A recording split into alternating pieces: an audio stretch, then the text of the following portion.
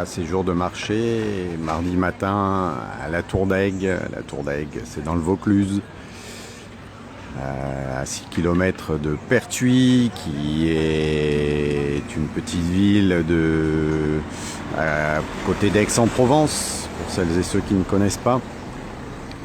Et donc, voilà, avec son beau château, Renaissance. Et voilà, aujourd'hui c'est une petite opération tractage que je voulais relever. Une petite opération tractage de la part des soignantes, notamment de l'hôpital d'Aix-Pertuis, qui viennent tenter d'expliquer aux passants, aux personnes qui viennent faire leur marché ce matin, expliquer un petit peu la situation dans laquelle elles se trouvent, un mois et demi après leur suspension de contrat et toujours sans revenu aucun. Voilà, alors c'est l'occasion de discuter avec des citoyens.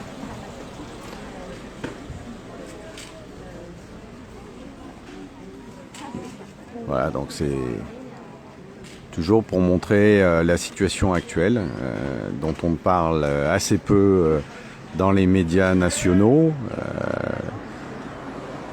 Donc il faut savoir donc, que depuis le 15 septembre, sur tout le territoire français, on a beaucoup de mal à savoir quels sont les chiffres exacts le nombre de soignants, et parce qu'en fait il y a évidemment tous les personnels soignants ou pas soignants d'ailleurs, hein, ça peut être tous les personnels des hôpitaux, des cliniques privées aussi, plus tout le secteur médico-social, les IME par exemple.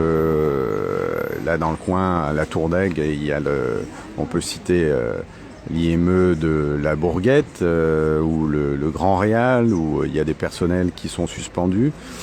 Un certain nombre de ces personnels sont par ailleurs en arrêt maladie, ou par exemple en congé maternité, donc pour l'instant ne sont pas encore touchés par cette suspension, mais par exemple à l'hôpital d'Aix-Pertuis, donc ce qu'on appelle le CHIAP, Centre Hospitalier Intercommunal Aix-Pertuis, il y aurait environ 250 personnes qui seraient concernées par cette situation-là, donc de se retrouver sans revenu aucun depuis un mois et demi, avec aucune possibilité de pouvoir aller travailler ailleurs, puisqu'ils sont fonctionnaires et liés de cette manière-là. Donc, sauf à avoir l'autorisation du directeur de l'établissement, qui évidemment ne le donne pas, ne donne pas cette autorisation. Et il faut savoir que en dehors des gens qui sont suspendus pour n'avoir pas accepté la vaccination, donc toutes les personnes qui sont aussi en congé ou en arrêt maladie ont été suspendues, ce qui est totalement illégal. Mais pour l'instant, voilà, l'hôpital Aix-Pertuis est dans cette illégalité. Donc il y a des recours qui sont faits auprès du tribunal administratif, parce qu'il faut savoir que pour ce qui est des fonctionnaires, on ne passe pas quand il y a des litiges entre l'employeur et le salarié, on ne passe pas par les prud'hommes, mais on passe par le tribunal administratif. Donc il y a pas mal d'affaires en cours en ce moment, un peu partout sur le territoire français, avec des endroits où effectivement les salariés ont eu gain de cause. Parce qu'il est absolument illégal de suspendre des gens, déjà de manière générale, mais a fortiori quand ces personnes-là sont en arrêt maladie.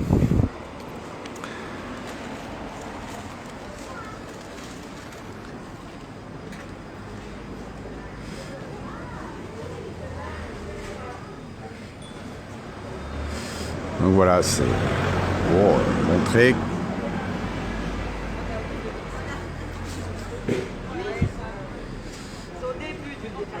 et expliquer un tout petit peu la situation de ces personnels. Et donc il faut savoir ce que je disais tout à l'heure, qu'en dehors des personnels soignants des hôpitaux, il y a tous les personnels, tout le secteur paramédical qui est concerné aussi. Par exemple, un opticien peut se retrouver dans l'interdiction d'exercer puisque il n'aura pas procédé à la vaccination. Ça peut être un kiné, ça peut être, tous les métiers, même les professions donc indépendantes sont concernées par cette obligation vaccinale et donc s'ils ne procèdent pas à cette vaccination, n'ont plus l'autorisation d'exercer. Et en tout cas, ne sont plus liés à l'assurance maladie et donc ça veut dire que les patients ne peuvent plus être remboursés par la sécurité sociale. Voilà, donc petite sensibilisation sur l'hôpital et sur la manifestation qui aura lieu samedi à venir. Donc manifestation contre le pass sanitaire et sa prolongation, pour le libre choix vaccinal, contre la vaccination obligatoire, contre la coercition permanente, en soutien au personnel suspendu sans salaire. Donc c'est le samedi 30 octobre. De 9h30 à 12h30 au rond-point de la gare de Pertuis. Voilà, pour celles et ceux qui seraient intéressés. C'est difficile. Ah oui, il y a peu de... L'accueil n'est pas simple. Oui, ils le prennent, mais voilà. Parce qu'on insiste, on va dire. Il y a beaucoup de gens en vacances. Ouais. Il n'y a personne que de la Tour ou de Pertuis. Ah il faut dire qu'à la Toussaint, c'est vrai qu'on est en pleine période de vacances scolaires et le sud Luberon attire les touristes. Oui, ils viennent chercher le soleil. On peut le remarquer aujourd'hui, même s'il fait très frais, il fait beau. Oui, tout à fait. On a la chance.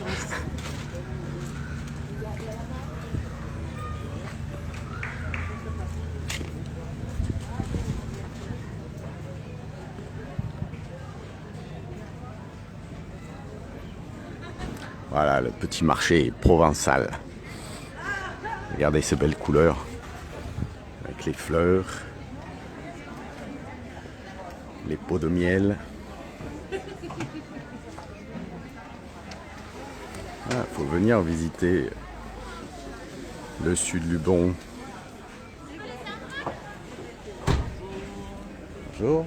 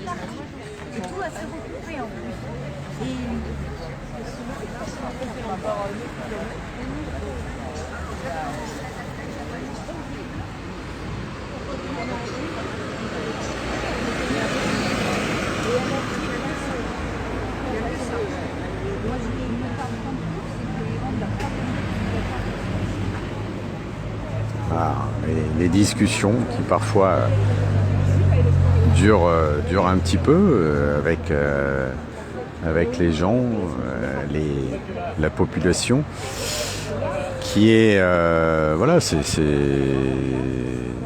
quand les gens sont un peu sensibilisés à la situation des soignantes, cette situation inique, inconcevable. Effectivement, ça suscite des interrogations.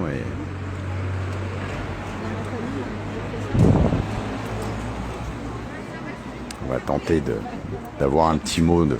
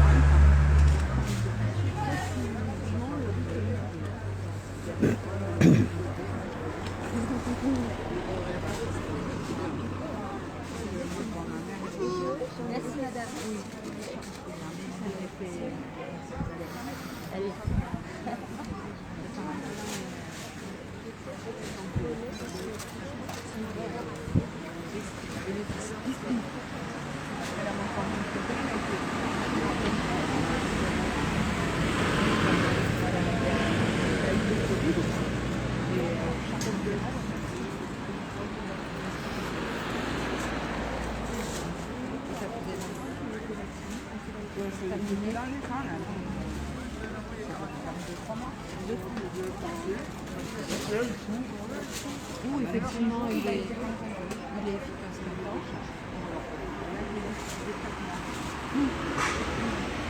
C'est bien, ça fait 3 injections par an. Bon, je leur donne la mienne. Ah oui, moi aussi. Un peu plus du coup. Excusez-moi, juste, Angélique, tu peux me dire un petit mot sur l'action de ce matin? On vient sensibiliser un peu la population sur déjà le pass et puis nous l'obligation vaccinale et notre suspension. D'accord. J'ai Bon. rencontré une dame super gentille, ça fait plaisir. Voilà. Oui, comme quoi les gens sont sensibilisés à la question un petit peu, ou en tout cas, toi tu es là pour ça, aussi ce matin, voilà, et tenter d'informer. Oui, parce qu'il y en a beaucoup qui ne comprennent pas. Hein. Déjà, il y en a beaucoup qui pensent qu'on a notre salaire, qu'on a droit au chômage, ou qu'on fait ça parce qu'on est des révolutionnaires. Non. Si on fait ça, c'est qu'il y a des raisons. Nous, on est aux soins, donc on sait ce qui se passe. On ne s'est pas dit aujourd'hui on va faire la révolution. Non. C'est injection et il y a des choses. Voilà. On ne peut pas dire on vous garde un quart d'heure après pour vérifier si le cœur va bien et tout et dire que le vaccin est super bien. Quoi. C'est la première fois qu'on voit ça. Ou donner un jour de repos aux filles après. Pour la grippe, on n'a pas ça. Hein. Bon, et donc toujours aucune nouvelle de la direction,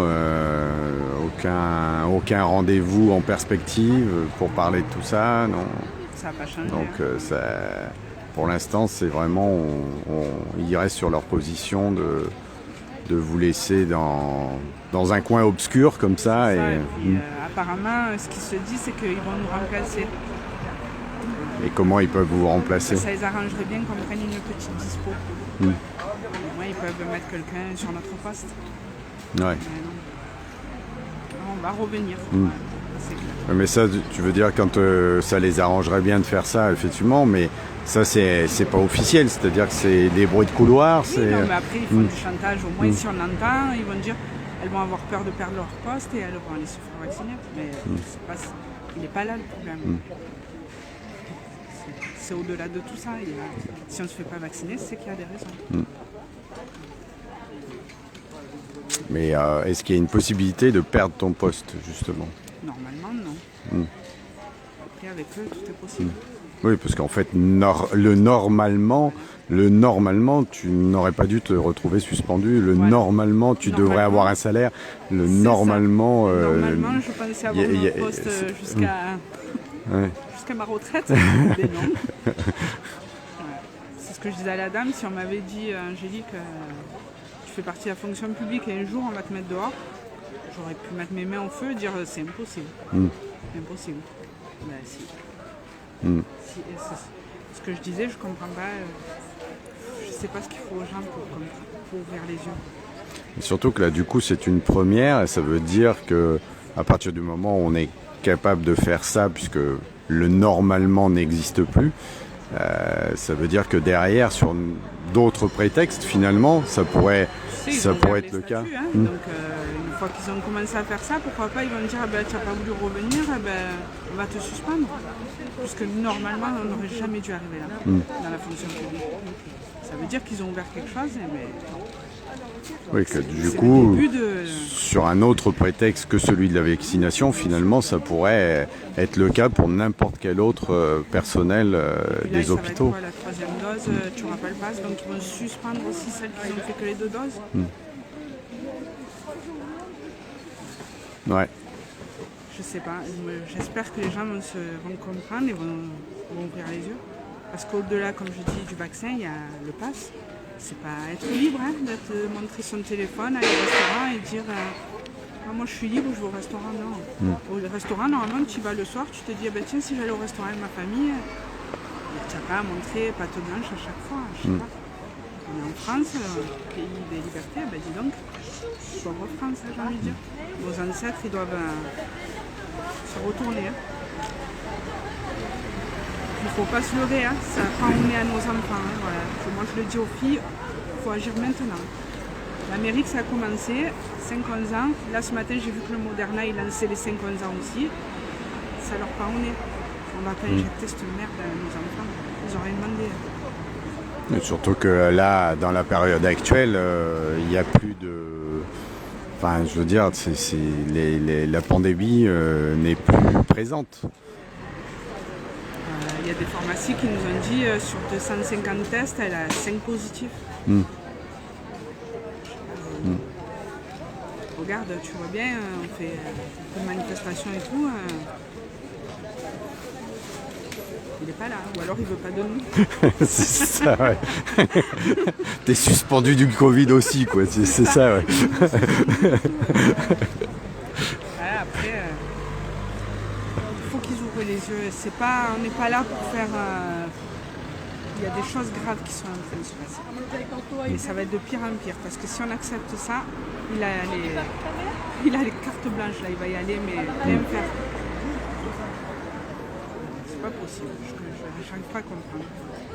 Je veux bien qu'on ait eu peur, qu'on s'est fait injecter parce qu'on a eu peur, son travail, mais là, maintenant, il faut ouvrir les yeux. Ce qui va se passer, ça va être dramatique.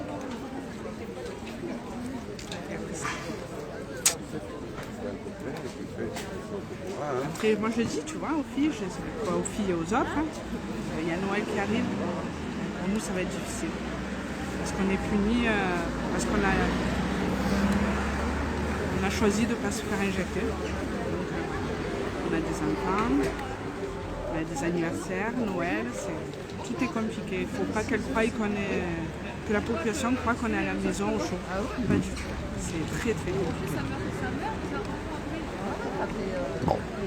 T'es pas à la maison au chaud, t'es dehors, au froid, mais au soleil quand même. Mais il faut penser à tous les autres qui sont pas forcément au soleil et qui font la même chose sur tout le territoire français. Voilà, c'est ça, c'est qu'il faut pas croire qu'on est à la maison avec notre salaire, c'est pas vrai. Ça c'est ce qu'ils veulent faire croire alors. Et encore, je pense même qu'on n'accepterait même pas ça. Quoi. Parce que nous, notre métier, on l'aime, mais on veut juste soigner.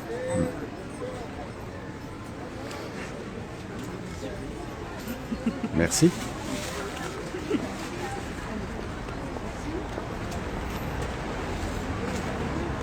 Et oui, voilà, des soignantes qui demandent à soigner, à faire leur travail. Voilà, c'était un petit clin d'œil depuis la Tour d'Aigle et son beau marché du mardi matin. Et voilà, n'oublions pas tous les travailleurs de la santé et d'autres secteurs d'activité qui sont contraints.